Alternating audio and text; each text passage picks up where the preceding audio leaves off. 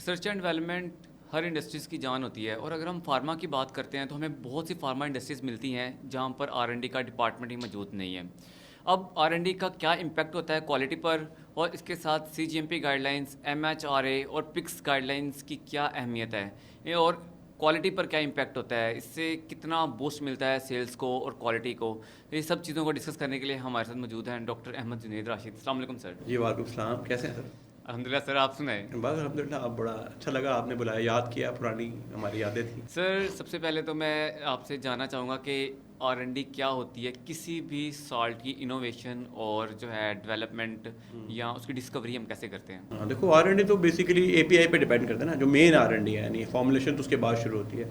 पहले हम ड्रग के मॉलिक्यूल पे काम करते हैं, ठीक है। उसको हम देखते हैं कि जैसे अब बाहर है इंटरनेशनली, इसके ऊपर पूरी टीम्स ऑफ वर्क कर रही होती है। साइंटिस्ट होते हैं, उसमें केमिस्ट भी होंगे, उसमें फार्मासिस्ट भी होंगे, डॉक्टर्स भी होंगे। तो वो उसके ऊपर देखते हैं कि कोई नया मॉलिक्यूल प्लांट से आया है या कोई नया जो आपके ऑलरेडी एग्जिस्टिंग है कंपाउंड्स, उनकी अगर कोई साइड चेंज कर लें तो क्या इम्पैक्ट आएगा। तो वो continuously they keep on working ना। फिर वो उसको टारगेट कर रहे होते हैं कि यार हमने इस डिजीज़ के लिए ना हमने इसको इस्तेमाल करके देखना है। एक हाइपोथेसिस बनती है जैसे हमारी रिसर्च में बनती जी। तो R&D वहाँ से स्टार्ट होती है स्क्रैच से। और अगर आपने कोई टेस्ट, जैसे पहले हमारे पास एड्स की मेडिसिन नहीं थी, हेपेटाइटिस की आपको पता टैबलेट फॉर्म में नहीं थी अवेलेबल, बड़ा मसला और लोगों की डेथ भी हुई है। फिर वो आहिस्ता आहिस्ता देखें अब आपके पास डिफरेंट टैबलेट्स आ गई हैं जो हेपेटाइटिस को क्योर करती है ना, ईजी हो गया। वरना आप कहते थे काला जरखान है तो ये क्योरेबल नहीं है। तो दिस इज़ द वे ना। वो एक मोटिव होता है कंपनीज का, एक पूरा पैनल बैठता है। यानी अभी से दिसंबर है, कहीं कोई क्लोजिंग होगी तो नेक्स्ट ईयर के टारगेट डिफाइन किए जाते हैं कि हमने ना इसके ऊपर काम करना है। फिर वो आगे टीम्स और साइंटिस्ट को साइन किया जाता है, दे वर्क इट आउट। और फिर उसको वो जो है केमिस्ट होते हैं उसको वो देखते हैं जिसकी कौन सी फॉर्म स्टेबल है। सही। फिर उसके बाद वो उसको डिफरेंट जो ट्रायल्स होते हैं ना, जिस तरह फेज़ 1 2 3 ट्रायल्स किए जाते हैं।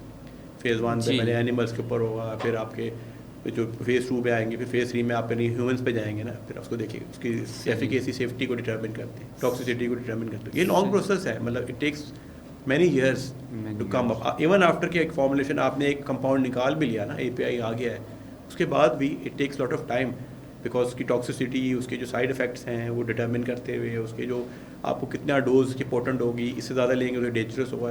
It's a long process. सही। तो अब तो उसमें सॉफ्टवेयर के मॉडल्स आ गए हुए हैं, उसमें भी आप मिमिक करते हैं अपने जो रिसर्च को और उससे देखते हैं। एआई की बहुत ज़्यादा लोग हेल्प लेते हैं। अच्छा। तो it's a very vast field. But Pakistan में अगर आप कहेंगे ना तो डिफ़िकल्ट है बिकॉज बिलियंस ऑफ डॉलर्स की इन्वेस्टमेंट। तो अभी तो हमारी कंपनी इस लेवल पे कोई भी नहीं है ना। तो सर अगर हम इसको इंडस्ट्री लेवल पे देखते हैं, एक तो ये फर्स्ट लेवल आ गया, उसके बाद आता है इंडस्ट्री लेवल पे। वो हम फॉर्मुलेशन पे काम करते हैं। जैसे इंडस्ट्री में आप हम होंगे, हमको हम देखते हैं जिसको हम जी फॉर्मुलेशन डेवलप करते हैं।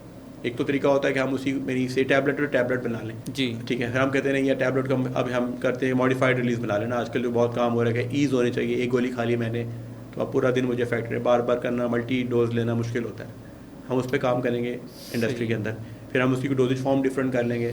जैसे डिक्लोफेनिक है, कितनी सारी फॉर्म्स में आती है, टैबलेट में भी है, जेल भी है, आई ड्रॉप्स भी हैं उसके जी।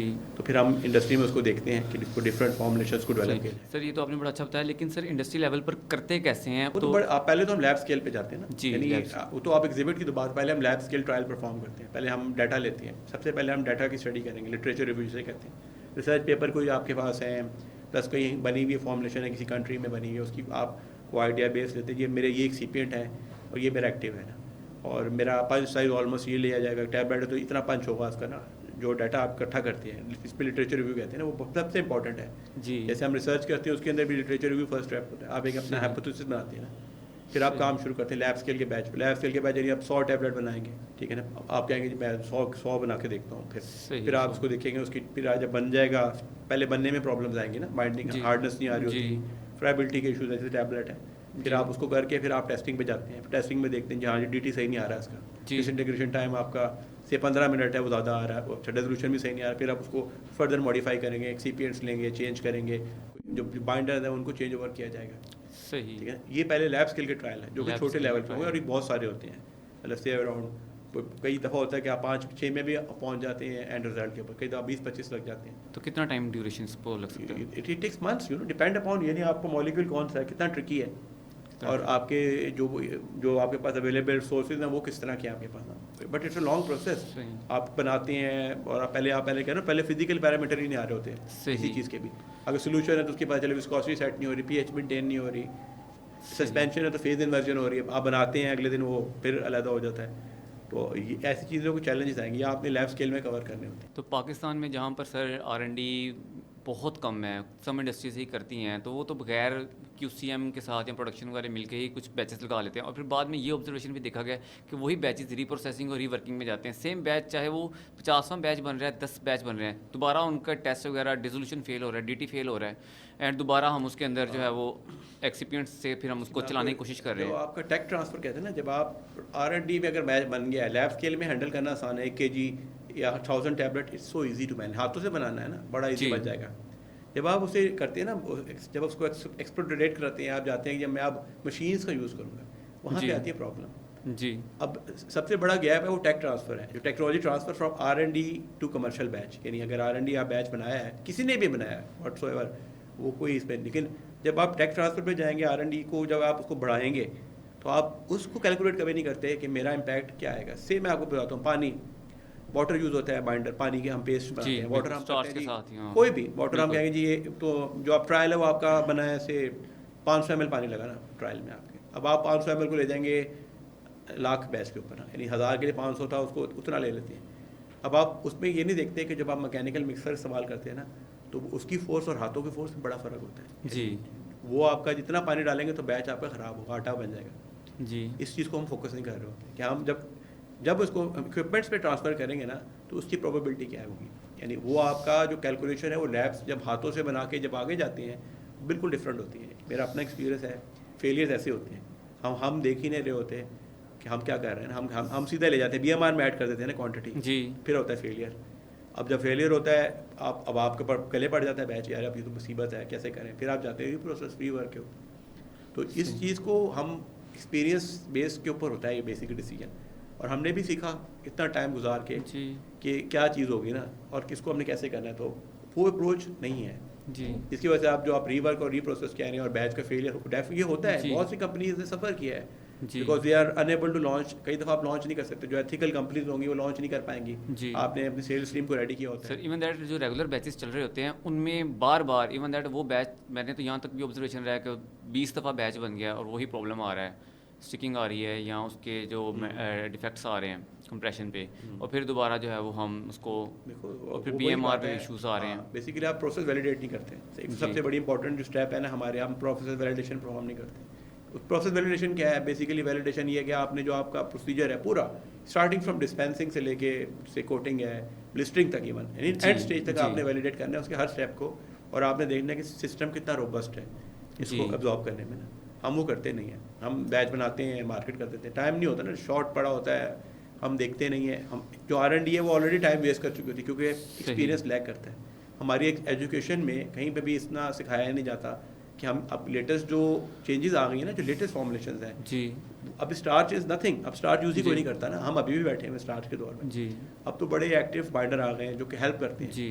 तो जब आप जाते हैं, आप फॉर्मुलेशन उठाते हैं, जैसे आजकल ड्रैब है वो कहता है जी आपने जेनेरिक जो आपका जो पेटेंट है ना, रिसर्च मॉलिक्यूल है, उसकी जो है ना इंग्रेडिएंट वो इस्तेमाल करने हैं, आप चले जाते हैं उसके ऊपर, आपका हैंड्स ऑन एक्सपीरियंस नहीं होता, आप तुक्के से काम कर लेते हैं, एक आध तुक्का लग गया, बैच बन गया, आपने हर लोग शोर में जाते हैं जी हम तो कामयाब हो गए जी, देखिए हमने बैच बना लिया, ग्लोरी की तरह आज ही लॉन्च करें, लॉन्चिंग करें जी। तो वो गैप कभी भी कवर नहीं, वो जब आपका गैप कवर नहीं होगा और आपको पता नहीं होगा, आइडेंटिफाई नहीं करेंगे कि ये मेरी प्रॉब्लमेटिक एरियाज हो सकते हैं जो वैलिडेशन में आपने करने हैं जी, ठीक है ना। आप मिक्सिंग टाइम को देखते हैं, आप उसको वेटिंग टाइम को देखते हैं, पानी की क्वांटिटी को, वो आपने किया नहीं होता, चैलेंज आपने फेस नहीं किए होते, आप चले जाते हैं, तो फिर यही होगा पिक एंड, एक बैच अच्छा बन गया, एक बैच नहीं बना, वो प्रॉब्लम आती रहेंगी।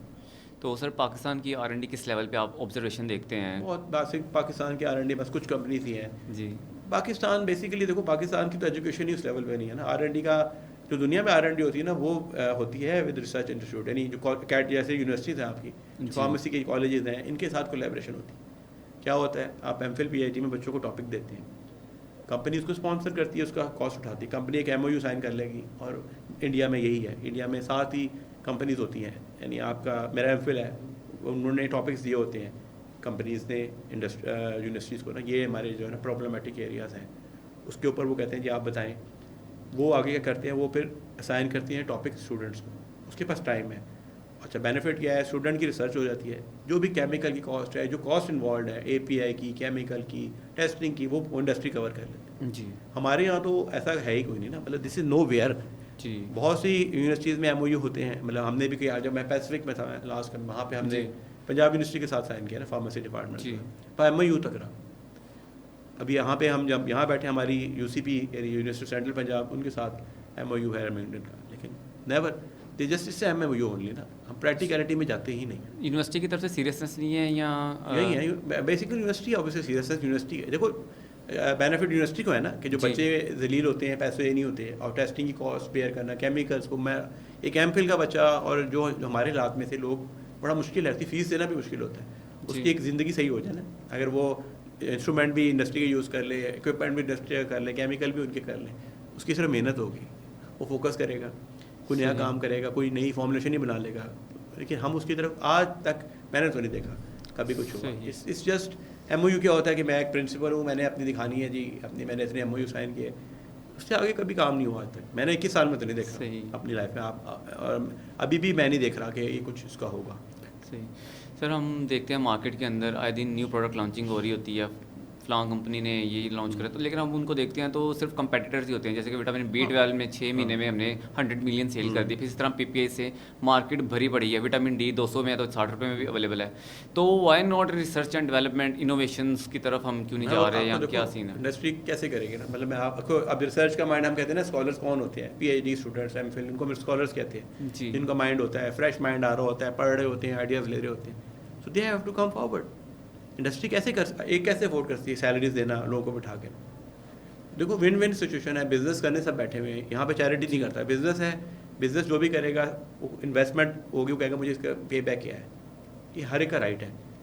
बेस्ट सोल्यूशन यही, मैं मतलब इंडिया में दिस इज वो है, मैं मतलब UK में काम करता था अपनी पुरानी कंपनी के, वहाँ पे हमारा ऑफिस था, तो वहाँ हमारे पास 2 इंडियन एम्प्लॉयज़ थे, तो उनसे काफ़ी हम होती थी बातचीत, होनी जाना तो डिस्कशन होनी इस टॉपिक पे, तो उनका ये मॉडल है, वहाँ रिसर्च कि ये जो मैंने आपको अपने टॉपिक्स शेयर कर लेते हैं, और वो आगे बच्चों के टॉपिक्स हो जाते हैं।